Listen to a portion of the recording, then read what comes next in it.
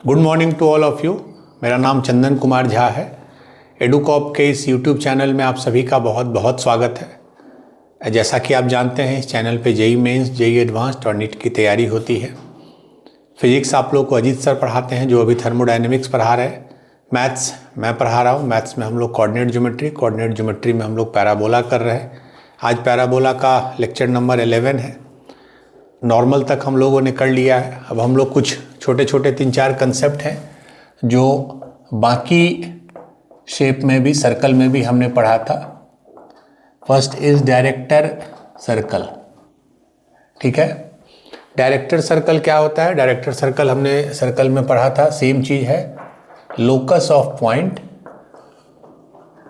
From where two perpendicular tangents can be drawn. ये important है। मतलब कहने का, जैसे सर्कल के केस में हमने क्या देखा था कि एक पॉइंट है, अगर इसे हम दो टेंजेंट ड्रॉ कर रहे हैं तो ये परपेंडिकुलर होना चाहिए, मीन्स 90 डिग्री। तो इस पॉइंट के लोकस को, तो सर्कल में क्या आया था? ये लोकस x² + y² बराबर r²। अगर सर्कल का इक्वेशन है तो डायरेक्टेड सर्कल का आया था x² + y² बराबर 2r²। मतलब एक कॉन्सेंट्रिक सर्कल बनेगा जिसका कि रेडियस √2 टाइम्स होगा। ये सर्कल में होता। ठीक है। अब पैराबोला में डेफिनेशन सेम होगा बट इंटरप्रिटेशन बदलेगा। जैसे मान लीजिए ये एक पैराबोला है, ठीक है, x एक्सिस y एक्सिस, ये इसका फोकस है a,0। Parabola is y² = 4ax। ये इसका डायरेक्ट्रिक्स है। क्या होता है? x = -a। अब आपको ऐसे पॉइंट का लोकस पता करना है जिससे कि दो टेंजेंट जो हम ड्रॉ करेंगे पैराबोला पे, तो वो दोनों टेंजेंट परपेंडिकुलर होगा। ठीक है। तो अब आप थोड़ा सा फ्लैशबैक में जाइए। हमने पढ़ा था पैराबोला के केस में, हमने एक टॉपिक पढ़ा था फोकल कॉर्ड। याद है आपको? ठीक है, कि ऐसा एक कॉर्ड होगा जो फोकस से पास करता है, A, B। ठीक है, मैं बस रिवाइज करा रहा हूं। फोकल कॉर्ड के एंड पॉइंट पे, focal chord, if we draw tangent, ये हमने प्रॉपर्टीज ऑफ टेंजेंट में पढ़ा था। If we draw tangent at end point of focal chord, then दो चीजें हमने उसमें पढ़ी थी। पहला, दे मीट एट डायरेक्ट्रिक्स। मतलब अगर आपने इस पॉइंट पे एक टेंजेंट ड्रॉ किया, इस पॉइंट पे एक टेंजेंट ड्रॉ किया, तो ये दोनों टेंजेंट जो मीट करता है वो डायरेक्ट्रिक्स पे करता है। और दूसरा, दे मीट एट 90 डिग्री। ये हमने प्रॉपर्टीज ऑफ टेंजेंट में पढ़ा था। क्यों होता है ऐसा? क्योंकि अगर ये पॉइंट T1 है, ये पॉइंट T2 है, तो मीटिंग पॉइंट क्या होता है? A T1 T2, A T1 + T2, GM AM। Focal chord के केस में T1 T2 क्या होता है? -1, तो A × -1 मतलब -a। तो x कोऑर्डिनेट फिक्स्ड हो जाता है -a पे। मतलब यही मीटिंग पॉइंट का लोकस होता है। ये हमने पढ़ा है।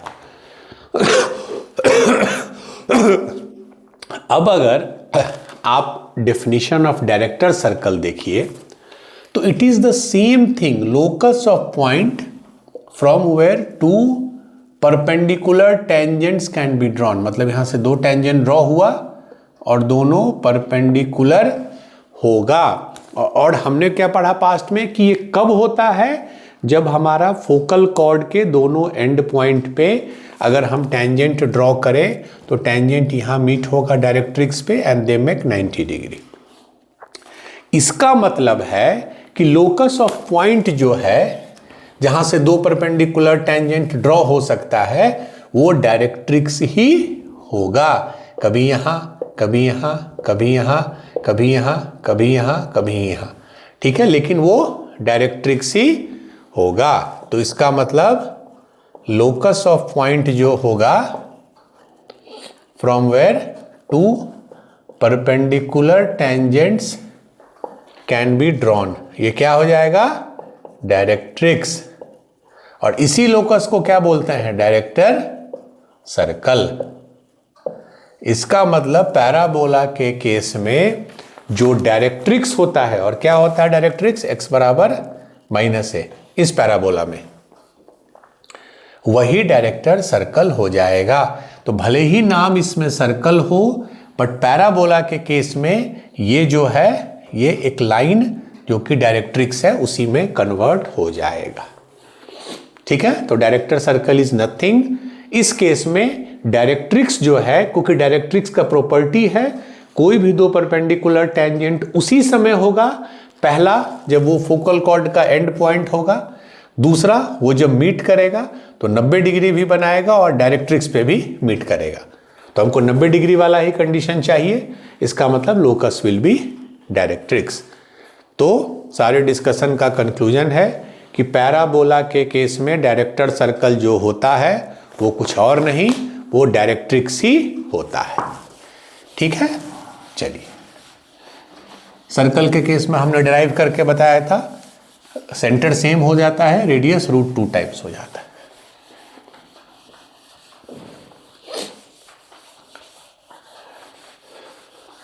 आज हम लोग जो 3-4 कंसेप्ट पढ़ेंगे वो सब हमने सर्कल में ऑलरेडी पढ़ा है। चलिए, हाँ ठीक है। तो कॉर्ड क्या होगा? फोकल कॉर्ड, जिसके एंड पॉइंट पे हम टेंजेंट ड्रॉ करेंगे। तो पहला था डायरेक्टेड सर्कल, दूसरा chord of contact. Simply circle वाला चैप्टर याद कीजिए, सेम यहां पे होगा, ये पैराबोला है। कॉर्ड ऑफ कॉन्टैक्ट क्या होता है? कोई भी एक पॉइंट आपको P दिया हुआ है, x1 y1, ये नोन है। ठीक है, यहां से हमने दो टेंजेंट ड्रॉ किया, एक टेंजेंट, दो टेंजेंट, तो एक मीटिंग पॉइंट A, एक मीटिंग पॉइंट B, ये होगा। कोई भी एक्सटर्नल पॉइंट है उससे हमने दो टेंजेंट ड्रॉ किया, एक P से PA, एक P से PB, दो टेंजेंट है। दोनों का पॉइंट ऑफ कॉन्टैक्ट पैराबोला से A और B है। तो जब हम इसको मीट करेंगे तो AB क्या हो जाता है? AB ही को बोलते हैं chord of contact to a parabola with respect to point P। क्योंकि जैसे से P बदलेगा, P यहां आ गया तब कॉर्ड ऑफ कॉन्टैक्ट अलग हो जाएगा, P यहां आ गया तो कॉर्ड ऑफ कॉन्टैक्ट अलग हो जाएगा, P यहां आ गया तो कॉर्ड ऑफ कॉन्टैक्ट अलग हो जाएगा। ठीक है, तो P is the determining factor कि कॉर्ड ऑफ कॉन्टैक्ट क्या होगा, and chord of contact is a pure line. Circle के केस में क्या इक्वेशन होता था कॉर्ड ऑफ कॉन्टैक्ट का? T बराबर 0, याद कीजिए। T क्या होता था? Equation of tangent. ठीक है, सेम पैराबोला के केस में कॉर्ड ऑफ कॉन्टैक्ट का इक्वेशन होगा T बराबर 0, एग्जैक्टली सेम। अब T कैसे लिखते हैं पैराबोला में? देख लीजिए, अगर कोई पैराबोला है y² = 4ax, तो क्या करते हैं? y1 बराबर 2a x + x1, यही टेंजेंट का इक्वेशन होता है अगर x1 y1 उसी पैराबोला पे लाई करता है तब। चूंकि t = 0 लिख रहे हैं तो इसको एक साइड लिख देंगे। ठीक है, इधर आ गया, अभी इस फॉर्मेट में आ गया, सेम चीज है। तो ये जो t बराबर 0 होता है, ये इक्वेशन ऑफ टेंजेंट होता है टू ए पैराबोला, जबकि x1 y1 पॉइंट उस पैराबोला पर लाई कर रहा है। बट इस केस में आप पढ़े थे सर्कल में कि t बराबर 0 is nothing, but same equation of tangent लिख देंगे। x1 y1 की जगह जो भी यहां का पॉइंट था, जो भी एक्सटर्नल पॉइंट था, इस केस में मान लीजिए अल्फा बीटा हो, 3,4 हो, 10,12 हो, उसको लिख देंगे x1 और y1 की जगह, x और y तो एज इट इज रहेगा। So this will be equation of your chord of contact, same जैसे सर्कल में था, इसलिए ये याद रखिए, t बराबर 0। ठीक है। जैसे मान लीजिए एक क्वेश्चन है, सिंपल सा क्वेश्चन है, find the equation of the chord of contact, find the equation of the chord of contact of tangent from point दे दिया है 2,5 और पैराबोला है y² = 8x। मतलब कैसा पैराबोला है ये? इस टाइप का। पॉइंट क्या है? 2,5 मान लीजिए पॉइंट। ऑब्वियसली आप एक चीज इसमें देख लीजिए, ठीक है, पॉइंट 2,5 है, उस पॉइंट से दो टेंजेंट हम लोग ड्रॉ करेंगे, उस पॉइंट से हम लोग दो टेंजेंट ड्रॉ करेंगे। तो ये पॉइंट अंदर होना चाहिए पैराबोला के या बाहर? हमेशा बाहर होना चाहिए। अब चेक कर लीजिए इस केस में बाहर है कि अंदर है। क्या करते थे हम लोग? s बराबर, अब पुट कीजिए वो वैल्यू, y के जगह 5 और x के जगह 2, तो 5 स्क्वायर 25 माइनस 8 गुने 2 16 9। चूंकि s1 पॉजिटिव है तो पॉइंट आउटसाइड होगा, हम लोग पढ़े भी थे ये चीज। s1 चूंकि पॉजिटिव, मतलब ये पॉइंट जो है, अगर ऐसा कुछ पैराबोला है तो 2,5 ऐसा कोई पॉइंट है। ऑब्वियसली मान लीजिए दो इससे टेंजेंट आप ड्रॉ कर दिए, ठीक है, तो इन दोनों के मीटिंग पॉइंट को बोलते हैं chord of contact. Chord of contact का क्या इक्वेशन होता है? t बराबर 0, t बराबर 0। t क्या होता है इस पैराबोला के केस में? कोई कंफ्यूजन हो आप ट्रांसफॉर्मेशन यूज कर सकते हैं। y² की जगह y(y1), x² की जगह x(x1), x की जगह x + x1/2, y की जगह y + y1/2, ठीक है। अगर बट ये सब तो स्टैंडर्ड है, इसमें आपको याद है। इसको 4ax के अगर फॉर्म में लिखेंगे तो a कितना आ गया? 2, 4ax, तो a बराबर 2, ठीक है। तो क्या इक्वेशन होता है? y(y1) बराबर 2a x + x1, यही होता है इक्वेशन ऑफ टेंजेंट। a कितना है? a है मेरे केस में 2, तो 2 × 2 4, x1 means x1 y1 means ये पॉइंट, तो x + 2, और ये हो गया y × 5, तो 4x + 8, फाइनली हो गया 4x - 5y + 8। बस t बराबर 0 लिख देना है, 4x - 5y + 8 बराबर 0। तो यही जो लाइन होगा यही कॉर्ड ऑफ कॉन्टैक्ट होगा, ठीक है, t बराबर 0। खाली जो x1 y1 होता है t में, उसकी जगह वो एक्सटर्नल पॉइंट डाल देना है।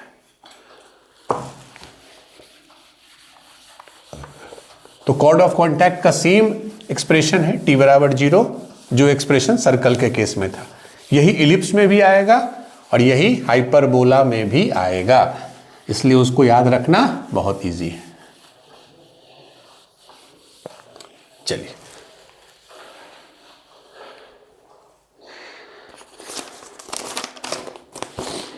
तो पहला हमने पढ़ा डायरेक्टर सर्कल, दूसरा हमने पढ़ा कॉर्ड ऑफ कॉन्टैक्ट। अब तीसरा क्या होता है? Equation of chord whose mid point is given. ये भी सर्कल में हमने पढ़ा था, इसको चेंज कर दें। Equation of chord whose mid point is given.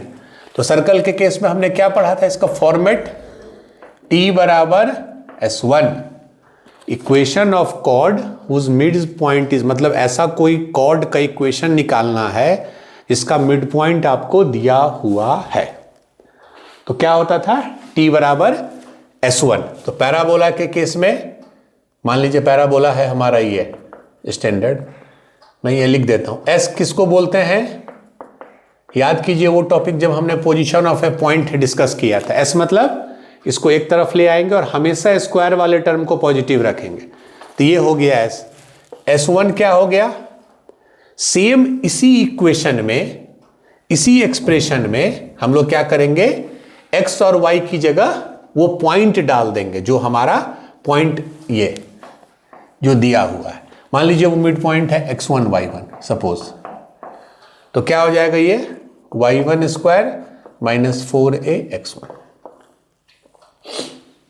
ठीक है। हमने क्या किया? x की जगह x1, y की जगह y1 डाल दिया, ये s1 हो गया। t तो अभी आपने देखा है, t कितना होता है? y(y1) - 2a x plus x1 एक तरफ ले आते हैं, ठीक है। तो फाइनली ये s है, ये s1 है, ये t है, और हमेशा equation of chord whose mid point is given is t बराबर s1, ठीक है। s1 हो गया ये, और t में जहां x1 y1 है वहां वो पॉइंट डाल दीजिएगा। तो सेम एक्सप्रेशन है t बराबर s1, जो एक्सप्रेशन सर्कल में था वही एक्सप्रेशन पैराबोला में है। एक क्वेश्चन करके आपको मैं बता दूं जिससे आपको क्लैरिटी हो जाए कि how to use this formula. एक जैसे क्वेश्चन है, find the equation of the chord of parabola है y square is equal to 8x which is bisected at 2,-3, ठीक है। मतलब एक कॉर्ड है जो इस पॉइंट पे बाइसेक्ट हो रहा है, तो ये इसका कॉर्ड का मिड पॉइंट है बेसिकली। तो क्या होता है इक्वेशन, वैसे कॉर्ड का t बराबर s1, t क्या लिखेंगे, y1 minus 2a x plus x1 जो टेंजेंट का इक्वेशन है, बराबर s1। s1 क्या होगा, इस पैराबोला को पहले हम एक तरफ लिख देते हैं, तो s बराबर हो जाएगा y स्क्वायर माइनस 8x, एक तरफ आ गया, ये s हो गया। s1 के लिए y की जगह ये पॉइंट, x की जगह ये पॉइंट, तो -3 का स्क्वायर 9, माइनस 8, x है 2, तो 9 माइनस 16 तो -7, ये आ गया -7। अब ये देखिए y1 की जगह जो हमारा पॉइंट है that is -3 minus 2a, a कितना है, y स्क्वायर बराबर 4ax होता है, तो कंपेयर कीजिए तो a बराबर 2, तो 2 इंटू 2 4, x प्लस x1 जो ये पॉइंट, बस इसी को सिंप्लीफाई कर दीजिए, -3y माइनस 4x माइनस 8, ये इधर ले आइए 0, तो -4x minus 3y minus 8 plus 7 -1 बराबर 0। सब तरफ माइनस कर दीजिए, चूंकि हम पहला टर्म पॉजिटिव रखना चाहते हैं, 4x प्लस 3y प्लस 1 बराबर 0, 4x प्लस 3y प्लस 1 बराबर 0। तो ये जो लाइन है यही उस कॉर्ड का इक्वेशन है जिसका ये मिड पॉइंट है, ठीक है। क्या किया, t बराबर s1 में पैराबोला के इक्वेशन में x और y की जगह वो वैल्यू रखिए, वो s1 हो गया। t के लिए जो टेंजेंट का इक्वेशन होता है और उसमें x1 y1 की जगह वो पॉइंट रखिए, finally you get this value, ठीक है। चलिए, तो डायरेक्टली t बराबर s1 जो सर्कल में होता है, इसीलिए इट्स वेरी इजी, ये सारे चीज को याद करना या समझना बहुत टफ नहीं है। जैसे हमने सर्कल में इफ यू रिमेंबर मैंने सबको डिराइव करके बताया था, सारे एक्सप्रेशन को, चाहे डायरेक्टर सर्कल हो, चाहे कॉर्ड ऑफ कॉन्टैक्ट हो, चाहे equation of chord whose mid point is given हो, या जो लास्ट एक हम लोग पढ़ेंगे पेयर ऑफ टेंजेंट। चलिए, ये हो गया। We will do one question, इस पे एक क्वेश्चन और है, अच्छा क्वेश्चन है ये। Find the mid point of the chord intercepted on the line है 4x माइनस 3y प्लस 4 बराबर 0, 4x माइनस 3y प्लस 4 बराबर 0 by the parabola y square is equal to 8x। सिर्फ लैंग्वेज के हिसाब से क्वेश्चन आपको ये टफ लग सकता है, ठीक है। इसका बोलना है कि ये एक पैराबोला है y स्क्वायर बराबर 8x, ठीक है। मान लीजिए ये एक कॉर्ड है, ठीक है, उसका मिड पॉइंट है, मान लीजिए मिड पॉइंट को हम बोल दिए p अल्फा बीटा मान लिए, x1 y1 नहीं, हम अल्फा बीटा मान लिए, और ये कॉर्ड है a b। इसका बोलना है कि फाइंड द मिड पॉइंट, ये कॉर्ड है जिसका मिड पॉइंट आप पता कीजिए अल्फा बीटा का value, intercepted on the line, मतलब कि ये जो लाइन है AB जो लाइन है वही ये लाइन है, यू गॉट द पॉइंट। मैंने ये जो लाइन है AB, एक्चुअल में ये जो लाइन है ये पूरा लंबा वाला लाइन है, इसी का वो पोर्शन इंटरसेप्ट हुआ है पैराबोला में। मतलब कि इसका कहने का है, आप एक ऐसा कॉर्ड का इक्वेशन बताइए जिसका मिड पॉइंट अल्फा बीटा है और बाद में उसको आप इसी लाइन से कंपेयर कर दीजिए, यही इसका बोलना है। ठीक है, तो ये लाइन तो गिवन है।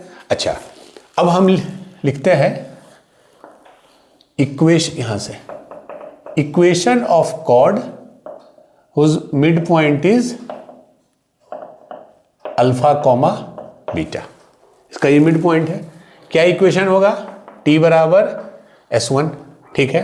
t क्या होगा? y1 minus 2a x plus x1, यही होता है टेंजेंट का, बराबर s1। s1 पहले s लिखिए, s क्या है? पैराबोला का इक्वेशन इस फॉर्मेट में। तो s1 क्या हो जाएगा? अब इसमें रिप्लेस कर दिए y की जगह बीटा और x की जगह अल्फा, तो क्या हो गया? Beta square minus 8 alpha.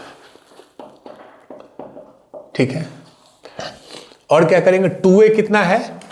देखिए 8x है तो 4ax होता है, तो a बराबर 2, तो 2 इंटू 2 4, तो y इंटू y1 कितना है? Beta minus 4x plus alpha बराबर बीटा स्क्वायर माइनस। अब इसको एक फॉर्मेट में हम लिख देते हैं, beta y minus 4x minus 4 alpha, एक minute, beta y minus 4 plus 8 alpha minus beta square बराबर 0।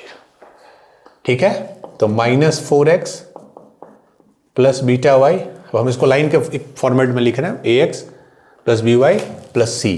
तो माइनस 4 अल्फा प्लस 4 अल्फा कितना हो जाएगा? माइनस 4 अल्फा प्लस 8 अल्फा कितना हो जाएगा? 4 अल्फा, तो 4 अल्फा माइनस बीटा स्क्वायर। तो यही हमारा इक्वेशन ऑफ लाइन हो गया। यही हमारा इक्वेशन ऑफ लाइन हो गया। ठीक है, फिर से एक बार मैं चेक कर लूं, y1 में ठीक है, बीटा स्क्वायर माइनस 8 अल्फा, तो y into beta minus 4x plus alpha is equal to इतना, तो beta y minus 4x minus 4 alpha plus 8 alpha minus beta square, तो minus 4x plus beta y plus 4 alpha minus. ठीक, अब इसको किससे compare करना है? हमारा ओरिजिनल लाइन क्या है? ठीक है, क्या है? 4x माइनस 3y प्लस 4 बराबर 0। ये दोनों सेम लाइन है।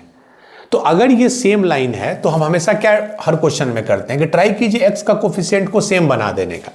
उससे क्या होगा? बाकी कोफिशिएंट को हम इक्वेट कर देंगे। यहां दिक्कत क्या है? ये -4 है और यहां 4 है, तो इसको भी हम -4 बना दें अगर, तो सब जगह निगेटिव ले लें, यही हो गया, निगेटिव ले लिए। अब देखिए -4x, y का कोफिशिएंट बीटा, y का कोफिशिएंट 3, तो बीटा बराबर हो गया 3। क्लियर है? कांस्टेंट है इसमें 4 अल्फा माइनस बीटा स्क्वायर, और इसमें कांस्टेंट है -4, तो बीटा 3 है, तो 4 alpha minus beta square is 9 बराबर -4। क्लियर है? तो -4 plus 9, alpha is equal to 5/4, alpha is equal to 5/4। ठीक है, let me check, beta is equal to 3, तो ये जो P पॉइंट है वो क्या आ गया? Alpha is 5/4, beta is 3, so this is our point P, 5/4, 3। ठीक है, क्या किया हमने कि अगर मिड पॉइंट अल्फा बीटा है तो हमने इक्वेशन लिखा। चूंकि ये ऑलरेडी गिवन है कि लाइन यही है, अब इतने पोर्शन का जो इक्वेशन होगा वही इक्वेशन पूरे लाइन का होगा, जो सेगमेंट का इक्वेशन होता है वही पूरे लाइन का होता है। तो इसको कंपेयर किए, हमेशा कंपेयर जब कीजिए तो एक ऑप्शन तो है प्रोपोर्शन ले लीजिए, this coefficient by this coefficient is equal to this coefficient by this coefficient is equal to this coefficient by this coefficient, एक वो तरीका है। सबसे अच्छा है कि x के कोफिशिएंट को सेम कर दीजिए एनी हाउ, तो बाकी आप इजिली, तो यहाँ -4 था तो ये 4 था, तो या तो इसको 4 कर देते या इसको -4 कर दिए। ठीक है, तो मिड पॉइंट फिर कंपेयर किए तो हमारा P पॉइंट आ गया 5/4, 3। तो हमने ये देखा कि equation of chord whose mid point is given, T बराबर S1 होता है। अब लास्ट है पेयर ऑफ टेंजेंट्स।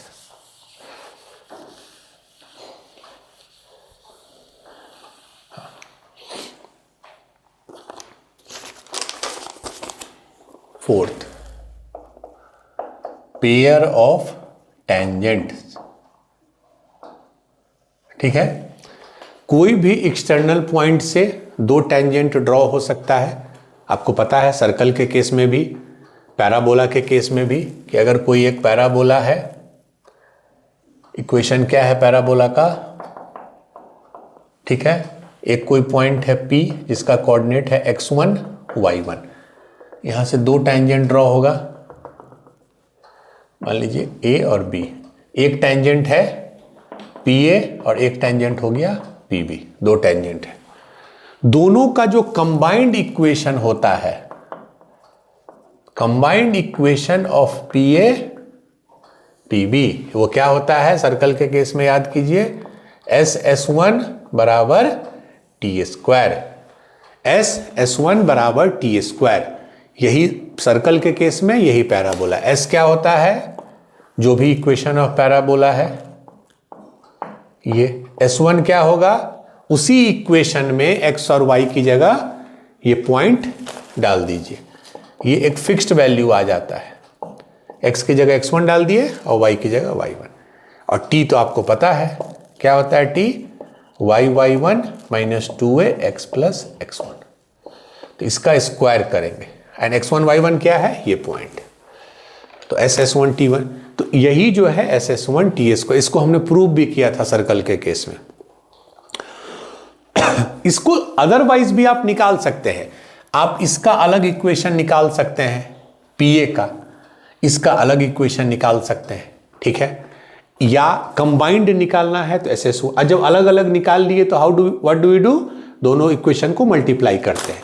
अगर एक लाइन का इक्वेशन L1 बराबर 0 है, एक लाइन का L2 बराबर 0 है, तो जो कंबाइंड इक्वेशन होता है वो L1 L2 बराबर 0 होता है, जो हम लोग पढ़े थे पेयर ऑफ स्ट्रेट लाइंस में।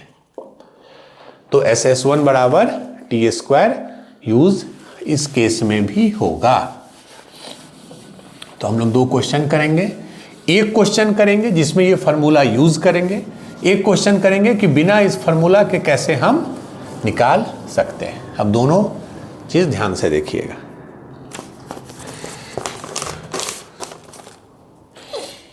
Question, find the slope of tangents drawn from, point क्या है 4,10, ठीक है, to the parabola y square is equal to 9x, ठीक है, 4,10। तो अगर आप इसको प्लॉट कीजिए इस पैराबोला को रफ, तो ऐसा कुछ होगा, कंपेयर कीजिए y square is equal to 9x है, इसको कंपेयर कीजिए y square is equal to 4ax से, यही फॉर्मेट होता है। a कितना हो गया, 4a हो गया 9, तो ये हो गया 9/4, a का वैल्यू इतना आ गया। पॉइंट क्या है 4,10, अब देख लीजिए 4,10 बाहर होगा कि अंदर, पैराबोला का इक्वेशन है y स्क्वायर माइनस 9x, ये पॉइंट उसमें रखिए, तो 10 square is 100, 100 minus 9 into 4 36, 64, 64 positive है, मतलब पॉइंट कहीं बाहर है, मतलब ऐसा कोई पॉइंट है P।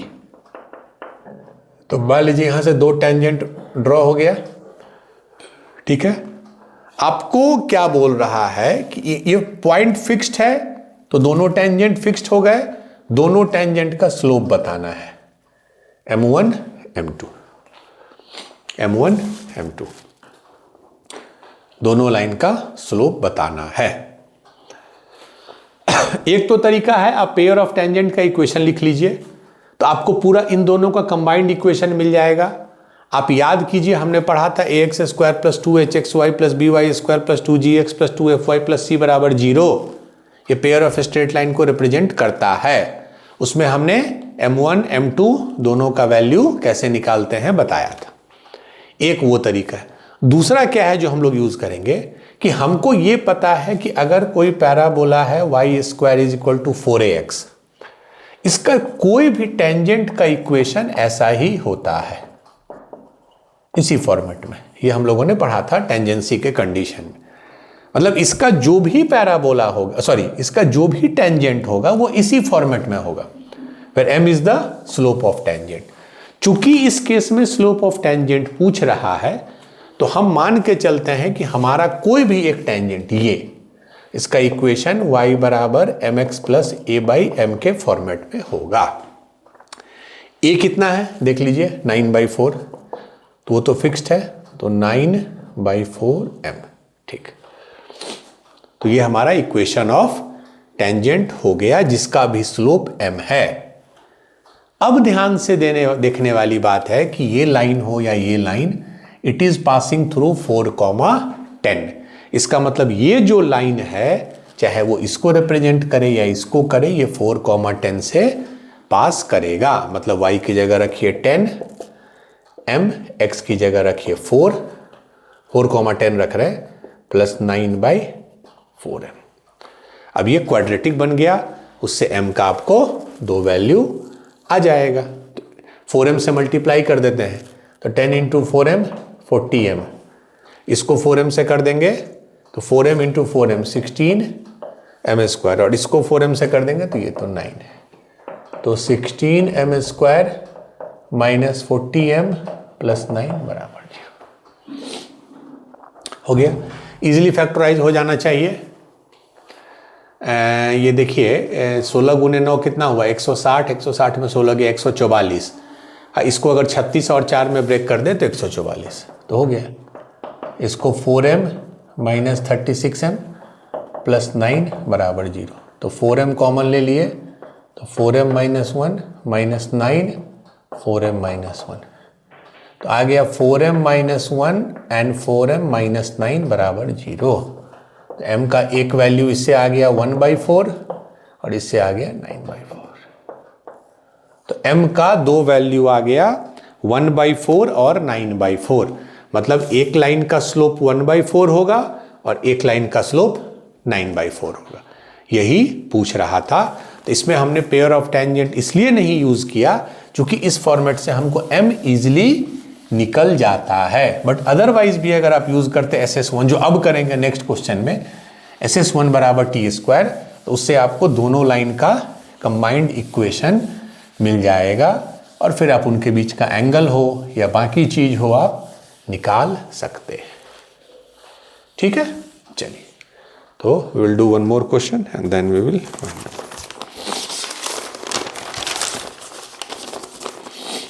इसमें थोड़ा हम लोग चेक भी कर लेंगे कैसे वो यूज करते हैं। SS1 बराबर 2 tangents are drawn from the point, 2 tangents are drawn from the point -2, -1 to the parabola y² is equal to 4x if alpha is the angle between the two tangents, then tan alpha का value पूछ रहा है। Basically आपको दोनों जो line है, दोनों जो टेंजेंट है, उनके बीच का एंगल पूछ रहा है, अल्फा। अब देखिए, इसको ये चेक करने की जरूरत नहीं है कि पॉइंट अंदर है कि बाहर है, पॉइंट बाहर ही होगा, तभी आप 2 टेंजेंट ड्रॉ कर सकते हैं।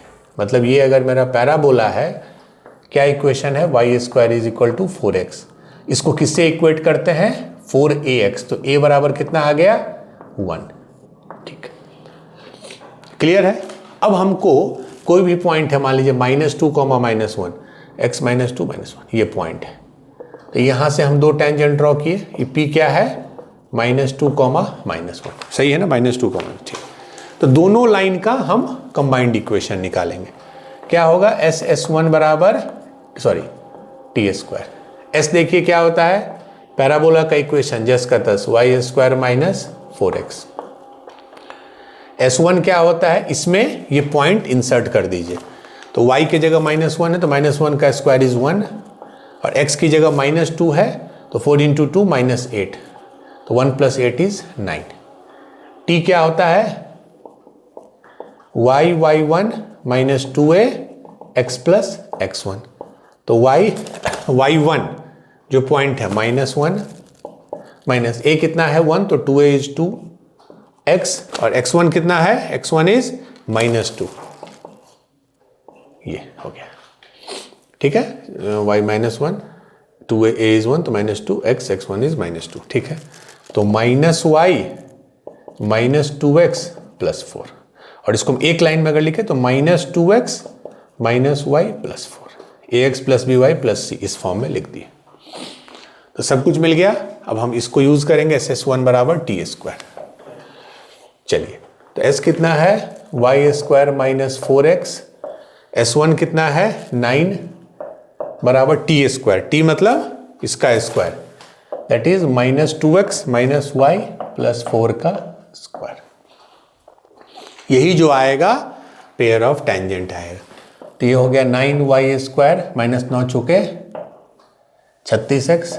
थोड़ा कैलकुलेशन होगा, a + b + c का स्क्वायर के फॉर्म में लिखिए a², तो 4x² + b² + c² + 2ab, तो ये माइनस माइनस प्लस हो जाएगा, तो 2xy × 2, तो 4xy। अब इसको कर देंगे तो -8x × 2 -16x - 4y - 8y। ठीक है, ठीक है, तो 2xy तो 4xy -16x - 8y। ठीक है, अब सबको एक तरफ ले आइए। मान लीजिए इसी को हम उधर ले आते हैं, तो 4x² + y² + 4xy + 16, 4x² + y² + 4x -16x - 8y उधर आ गया, + 36x - 9y², 0, बस। ठीक है, तो अब देखिए 4x² y² - 9y², तो -8y²। एक मिनट पॉज कर दीजिए। ठीक है, तो इसको एक फॉर्मेट में लिख देते हैं, 4x² y² - -8a² + 4xy -16x + 36x कितना हो गया, +20x - 8y + 16 = 0। तो ये हमारा पेयर ऑफ टेंजेंट का इक्वेशन आ गया। 4x² y² - 4xy -16 + 36 26 -8y +, ठीक है। याद कीजिए हमारा क्या आता था, ax² + by² + 2hxy + 2gx + 2fy + c = 0। यही होता था एक्चुअल में। कंपेयर कीजिए तो आपको a कितना आ गया, 4, b कितना आ गया, -8, एंड 2h है 4, तो h आ गया 2। हम क्यों नहीं लिख रहे हैं GFC, क्योंकि एंगल बिटवीन द लाइंस जो होता है, याद कीजिएगा, tan θ = 2√h² - ab by mod a + b, और इसमें एक्यूट एंगल आपको मिलता था, एक्यूट एंगल मिलता था इससे। क्यों, क्योंकि हमने इंश्योर किया है कि RHS पॉजिटिव। तो इसमें सिर्फ a, b और h चाहिए, इसलिए हमको इससे नहीं मतलब। यहाँ रख दीजिए 2√h², h² हो गया 4, ab तो -32 तो +32, a + b तो 4 - 8 -4 - 4 का mod 4, तो कितना हो गया 36, तो 6 6 दूना 12/4 3, मतलब tan θ आ गया 3। बट यहां कुछ बच्चे गलती कर देंगे, जब भी कोई दो लाइन होता है तो उनके बीच में दो एंगल होता है, एक थीटा एक π-θ। ये मैंने बहुत अच्छे से बताया था। कोई भी दो लाइन है तो बीच में अगर एक एंगल 60 है तो एक एंगल 120 है, तो ये एक्यूट वाले का है, tan θ = 3 एक्यूट वाले का है। तो ऑब्ट्यूज वाले का क्या हो जाएगा, थीटा की जगह π-θ। वही ना होता है, एक एंगल अगर 70 होता है तो एक एंगल 110 होगा, तो tan π-θ क्या होता है, -tan θ। तो यहाँ 3 यहाँ -3, मतलब tan θ का दो वैल्यू आ जाएगा +-3। +3 रिप्रेजेंट करेगा उस दोनों लाइन के बीच के एक्यूट एंगल को, -3 रिप्रेजेंट करेगा उस दोनों लाइन के बीच के ऑब्ट्यूज एंगल को। तो tan अल्फा का दो वैल्यू आएगा +-3। ठीक है, तो ये हम लोगों ने पेयर ऑफ टेंजेंट को पढ़ा। कैसे लिखते हैं, SS1 = t², और ये हर शेप में, आगे भी इलिप्स पढ़ेंगे, हाइपरबोला, दोनों में यूज होगा। ठीक है, तो this is pair of tangent. अगले क्लास में हम लोग दो कंसेप्ट पढ़ेंगे, सब टेंजेंट और सब नॉर्मल, उसके लेंथ के बारे में बेसिकली। ये हम लोग एक बार फिर पढ़ेंगे जब एप्लीकेशन ऑफ डेरिवेटिव पढ़ते हैं, उसमें भी पढ़ते हैं कि लेंथ ऑफ सब टेंजेंट, लेंथ ऑफ सब नॉर्मल। तो क्या होता है सब टेंजेंट, क्या होता है सब नॉर्मल, उसके लेंथ को हम लोग स्टडी करेंगे अगले क्लास में। Today was lecture number 11। We will take 2 more lecture 12 and 13 और उसके बाद 3 लेक्चर हम लोग PYQ का करेंगे, तो टोटल 16 लेक्चर हम लोग इसका लेंगे। तो आज के लिए इतना ही। अच्छे से रिवाइज कीजिए, do more and more question. All the best, thank you.